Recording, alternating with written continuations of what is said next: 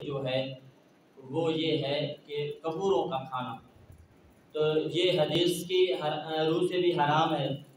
اور تمام فقہائے کرام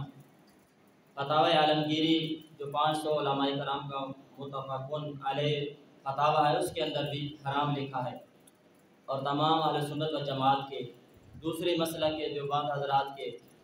اہل حدیث اہل تشیع تمام کے نزدیک یہ کپور کھانا نر جانور کے جو ہوتے ہیں تو یہ مکروہ تحریمی ہے، حرام ہے۔ بعض احباب یعنی اس کی بڑی کڑائی اور ٹیسٹی اور یہ سارا عمل کرتے ہیں، یہ حرام عمل ہے،